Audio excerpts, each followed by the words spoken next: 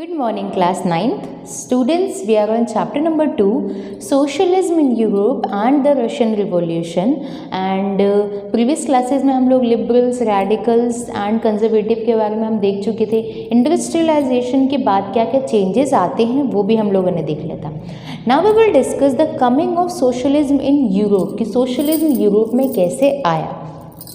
Mid 19th century आते आते socialism की जो धारा है, सोशलिज्म का जो आइडिया है, उसने एक तरीके से अटैक कर दिया, सभी लोगों को अपनी तरफ अट्रैक्ट किया. अटैक और अट्रैक्ट को हम लोग इस तरीके से लोगों के दिमाग पर अटैक और लोगों को अट्रैक्ट किया और बहुत बुरी तरीके से फैल गया. लोगों की तरफ अपना अटेंशन उसने बनाया कि सोशलिज्म कैसा होना चाहिए, क्यों हमें उसकी ज़रूरत है. तो हम देखेंगे भी सोशलिज्म होता क्या है. नाउ सोशलिस्ट जो सोशलिस्ट होते थे वो प्राइवेट प्रॉपर्टी, मतलब कुछ लोगों के पास जो प्रॉपर्टी है उसके बिल्कुल विरोध में थे कि कुछ ही लोग सारी की सारी फैसिलिटीज़ ले रहे हैं, बाकी सारे लोग सफ़र कर रहे हैं. तो वो क्या मानते थे, ये एक रूट ऑफ ऑल सोशल इल, मतलब उसे जड़ मानते थे. सारी की सारी समस्याओं की जड़ क्या है कि कुछ इंडिविजुअल्स के पास ही सारी की सारी प्रॉपर्टी है एंड बाकी जो है वो लोग सफ़र कर रहे हैं.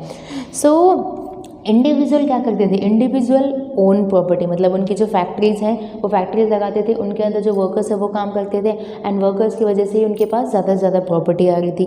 दे ओन प्रॉपर्टी गेव एम्प्लॉयमेंट. बिल्कुल बात सही है कि वो लोग जो लोअर क्रेटा के लोग हैं उनको एम्प्लॉयमेंट दे रहे हैं. क्यों?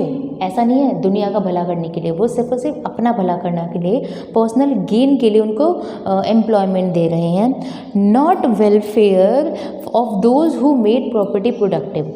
इसमें किसका भला हो रहा है? सिर्फ और सिर्फ इंडिविजुअल का भला हो रहा है. और उसने फैक्ट्री बनाई, उसने फैक्ट्री बनाने के बाद लोगों को एम्प्लॉयमेंट दिया, लोगों को एम्प्लॉयमेंट देने के बाद उसने पैसे कमाए. वो पैसे ऐसा नहीं है कि वो अपने वर्कर्स को दे रहा है, वो वर्कर्स को कुछ पर्टिकुलर अमाउंट ऑफ मनी जैसे सैलरी बोलते हैं वो तो दे ही रहा है, बट ऐसा नहीं है उनका भला सोच रहा है कि भाई इन लोगों को कम सैलरी मिल रही है, इसमें ही उसे गुजारा करना पड़ता है. ऐसा कुछ नहीं, सिर्फ और सिर्फ अपनी तिजोरी भरने का यहाँ पर काम हो रहा है. आजकल तो हम लोग देखें तो वर्कर्स को फ्लैट्स, कार्स ये सब दी जाती है, बट पहले के ज़माने में ऐसा नहीं था. वर्कर मतलब जो पोजीशन वाइज हम लोग फैसिलिटीज़ देते हैं, बट यहाँ पर एक तरीके से निचोड़ दिया जाता था वर्कर्स को ताकि उनसे ज़्यादा से ज़्यादा काम निकलवाया जा सके. और क्या क्या मिल रहा है उसके बदले इनको? प्रॉपर्टी, मतलब उनके पैसे में इजाफा हो रहा है. तो उनके वेलफेयर की तरफ कोई ध्यान नहीं दिया जा रहा था. सिर्फ और सिर्फ अपनी प्रॉपर्टी को ही, मतलब जो लोग उनकी प्रॉपर्टी को प्रोडक्टिव बना रहे हैं, मतलब उनकी तिजोरी भर रहे हैं, उस तरफ उनका बिल्कुल ध्यान नहीं था. तो सोशलिस्ट जो थे वो चाहते थे, वो कहते थे कि ऐसा क्यों, जो लोग आपके लिए पैसे कमा रहे हैं आप उनका भला क्यों नहीं कर रहे हैं. तो ऐसा सिस्टम आना चाहिए जो कि कलेक्टिव सोशल इंटरेस्ट, मतलब सबका भला होना चाहिए, सिर्फ आप लोगों का ही भला क्यों होना चाहिए. तो कलेक्टिव सोशल इंटरेस्ट से मतलब है कि पैसों का या फिर इंटरेस्ट या फिर प्रॉपर्टी पर सबका अधिकार होना चाहिए, किसी एक पर्टिकुलर इंसान का अधिकार नहीं होना चाहिए. अब इसी विचारधारा या फिर इसी थॉट को चार लोग आगे लेके जाते हैं. इन दो लोगों की थिंकिंग एक जैसी है, वो हम अभी इस क्लास में देखेंगे. रॉबर्ट ओवन 1771 से लेकर 1858, Louis Blanc 1813 to 1882, Karl Marx. ये बहुत ही ज़्यादा इम्पॉर्टेंट रोल प्ले करते हैं रशियन रिवॉल्यूशन में. इनके जो थॉट थे ना बहुत ही रिवॉल्यूशनरी थे, जो कि हम आगे देखेंगे. 1880 to 1883 एंड फ्रेडरिक एंजल्स, उनका टाइम पीरियड है 1820 to 1895. इन सभी ने रशियन रिवॉल्यूशन या फिर हम बोले अपने थॉट दिए हैं किस तरीके से कलेक्टिव सोशल इंटरेस्ट, मतलब सबका भला होना चाहिए, कोई फ़ायदा नहीं होना चाहिए. नाउ हम देखेंगे Robert Owen and Louis Blanc के क्या थॉट्स हैं towards collective social interest. मैंने दो नाम लिए हैं, Robert Owen and Louis blank.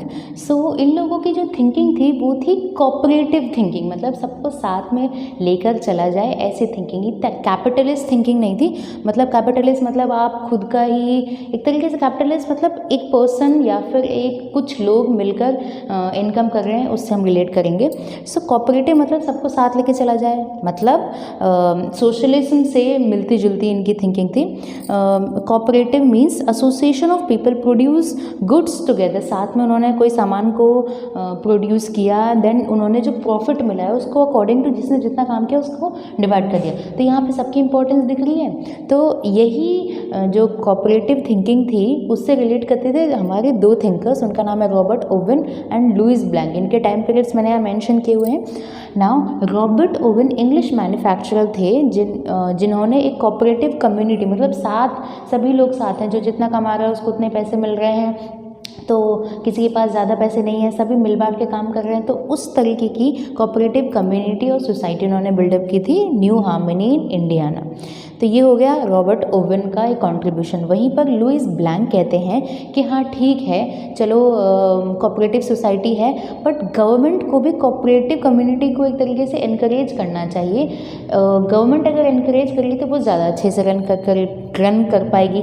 Government to encourage cooperative and replace capitalist enterprise. Capitalist enterprise means कोई खुद कमा रहा है, मतलब कोई इंडिविजुअल को छोड़ के उन्हें कोऑपरेटिव, मतलब सबको साथ लेकर चलने वाली जो विचारधारा है, जो थिंकिंग है, उसको आगे बढ़ाना चाहिए। अब ये जो दोनों लोगों की जो थिंकिंग है वो कैसी है, कोऑपरेटिव है, सोशलिज्म और सोशलिज्म से रिलेटेड है। वहीं पर अगर हम आगे बात करें, जो हमारे फिलोसफर्स आएंगे जैसे कार्ल मार्क्स, उनकी जो बातें हैं वो बहुत ही रिवॉल्यूशनरी हैं और एक ग्रेट चेंज लेके आई थी, जो कि आगे आने वाले, मतलब आप अभी 9th क्लास में पढ़ रहे हैं, कार्ल मार्क्स हमारे बहुत टाइम तक ही पढ़ने में आते हैं, क्योंकि बहुत अच्छे उनके, एक अच्छे तो नहीं बट एक रिवॉल्यूशनरी उनके विचार थे। So Karl Marx we will discuss in the next class.